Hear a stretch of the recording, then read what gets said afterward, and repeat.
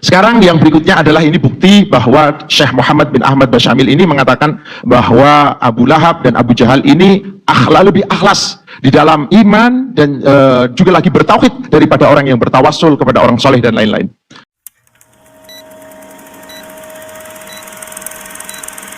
Tauhid rububiyah ini penting. Kenapa penting? Ini bukan tentang Wahabi dan Ahli Sunnah wal Jamaah ataupun Wahabi dan Asy'ariyah. Ini Wahabi dan Aswaja. Maksud saya Aswaja ni bukan Asy'ariyah, Aswaja ni aliran ni lah. Apa bezanya? Rububiyah.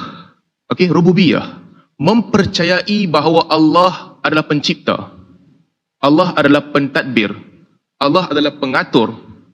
Kepercayaan ini ada pada zaman jahiliyah.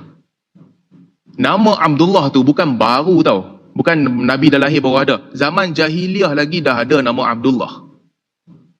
Zaman jahiliyah lagi, mereka dah pergi tawaf dan ucap talbiyah. Mereka dah kata, Labbaik Allahumma labbaik, labbaik la syarika illa syarika lak. Tamlikuhu wa ma malak. Mereka dah ucap zaman tu dah. Kami menyahut seruanmu, wahai Allah. Kami datang kepadamu, ya Allah. Tidak ada sekutu bagimu, melainkan sekutu yang engkau punya dan engkau miliki dia dan juga dia segala yang dimilikinya. I'tiqad ini dah ada dah. Di zaman jahiliyah lagi mereka percaya. Fa idza rakibu fil fulki da'u Allah mukhlishina lahuddin. Apabila mereka menaiki lautan di atas kapal, mereka akan doa minta sungguh-sungguh kepada Allah. Lepas itu bila mereka tenang, mereka relax, mereka doa dah. Ini i'tiqad daripada zaman jahiliyah. Nabi perang dengan Abu Jahal. Abu Jahal minta doa kepada Allah Ta'ala untuk menangkan dia. Tahu? Abu Jahal minta kepada Allah Ta'ala.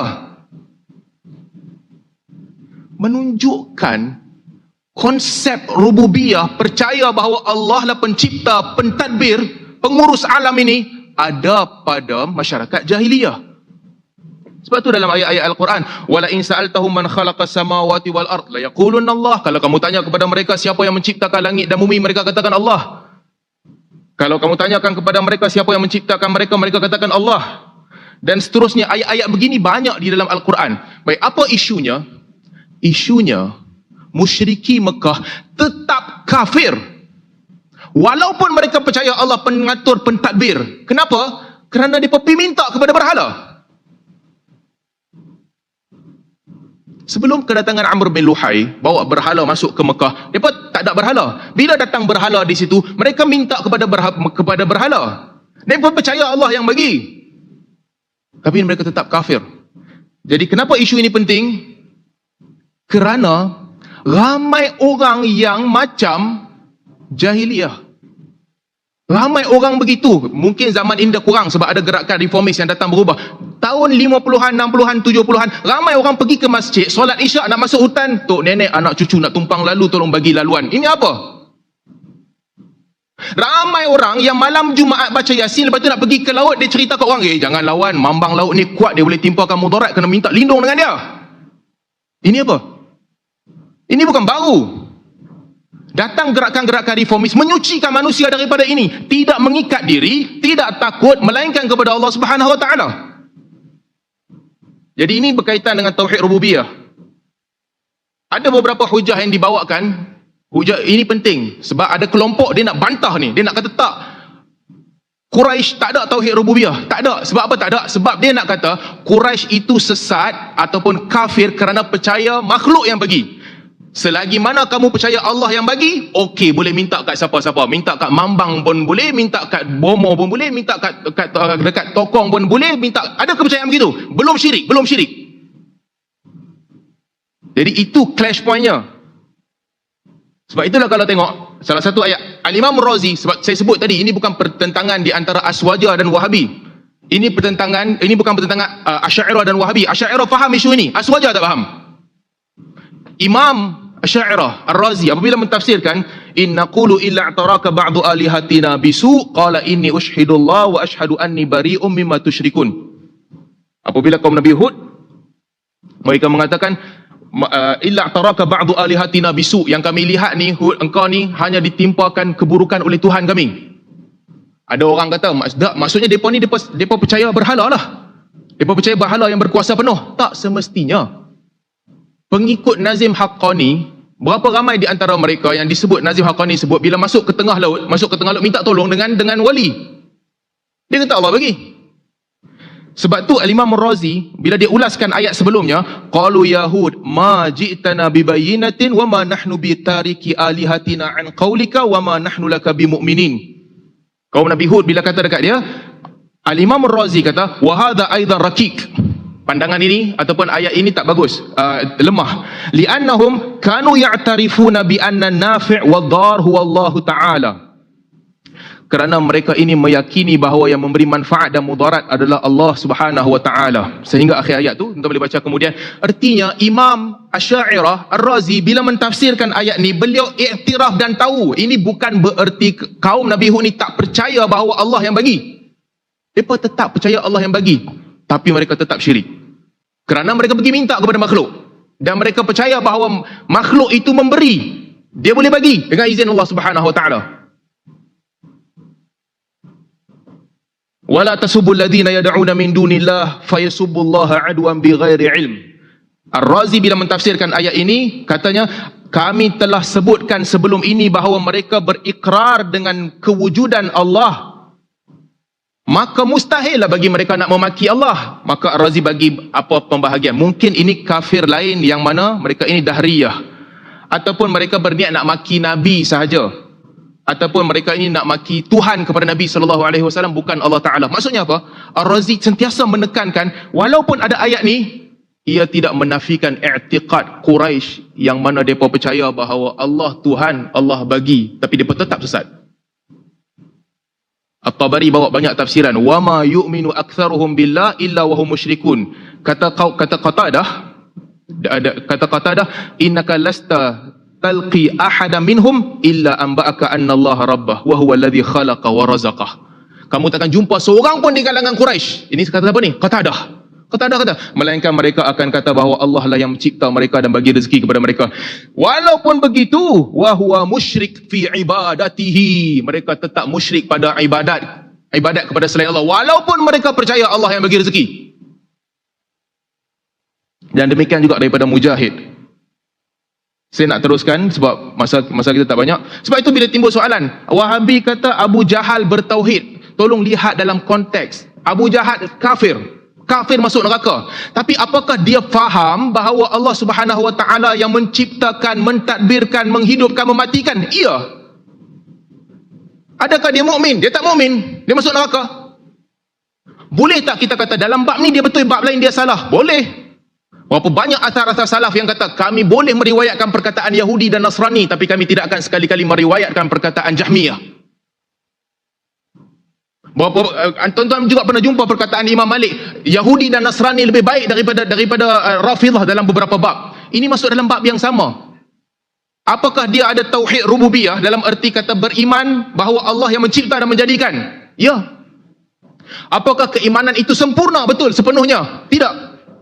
Ada hak-hak Allah yang mereka tak berikan. Tetapi balik kepada perkataan Mujahid, Qatadah dan sebagainya, ini ada pada mereka. Kalau kamu tanya mereka siapa yang menciptakan dan memberi rezeki kepada mereka, mereka akan kata Allah Ta'ala. Jadi ini nak menjawab soalan. Ada orang kata, macam mana Wahabi boleh kata, Muhammad bin Abdul Wahab atau pengikutnya boleh kata musyrikin ni ada tauhid rububiyah? Ya, mereka percaya itu kuasa Allah, tapi mereka tetap kafir kerana mereka telah menyembah selain daripada Allah Subhanahu wa Ta'ala. Baik, saya nak cerita tentang budaya, nak bagi faham tuan-tuan budaya. Pada zaman Muhammad bin Abdul Wahab, ini bukan Wahabi yang cerita, ini rekod kerajaan Uthmaniyah yang dikumpulkan oleh Muhammad Kamil bin Nu'man. Dia ni dihantar oleh kerajaan Uthmaniyah untuk merekod keadaan dakwah Wahabiyah dan kedudukan penduduk Mekah pada ketika itu. Apa katanya? Ini rekod, bukan rekod pertengahan ni, bukan Wahabi. Dia kata budaya di zaman itu, kalau tuan boleh rekod balik, ini ada cetakannya. Di zaman itu kalau orang hilang kambing, dia kata ya Sa'ad. Kalau orang hilang unta, dia kata ya Sa'ad, kembalikan unta aku. Sampai Muhammad bin Abdul Wahab kena pergi ke orang tu tanya, Sa'ad ni siapa? Sa'ad mati dah dalam kubur.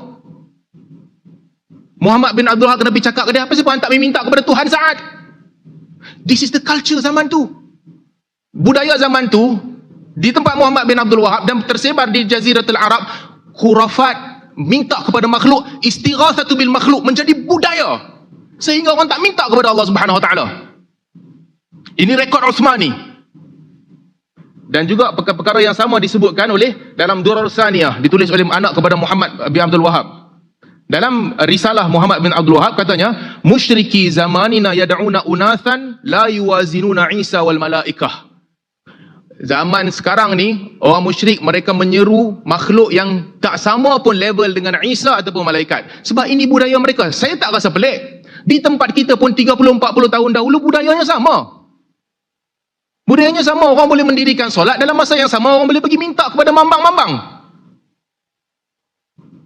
Ini budaya yang berlaku. Maka di situlah dia datang dan membawa berdakwah tauhidnya. Baik, kalau nak kata tak boleh kata ini syirik.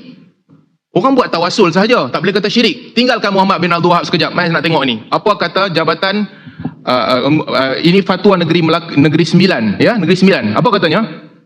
Perbandingan dengan Pulau Besar. Katanya, perbuatan memohon hajat, berdoa dan bermeditasi serta bertawasul di sisi kubur-kubur yang ada di sekitar Pulau Besar merupakan amalan ghulu yang boleh membawa kepada syirik. Ini kata siapa? Ini fatwa Negeri Sembilan. Negeri Sembilan tau. Kalau ikut apa yang disebutkan tadi, mohon hajat tak apalah, selagi yakin Allah Ta'ala bagi. Doa di kubur tak apalah, bertawasul tak apalah di kubur. Tapi fatwa Negeri Sembilan ni mengatakan bahawa perbuatan ini ghulu yang boleh membawa kepada syirik.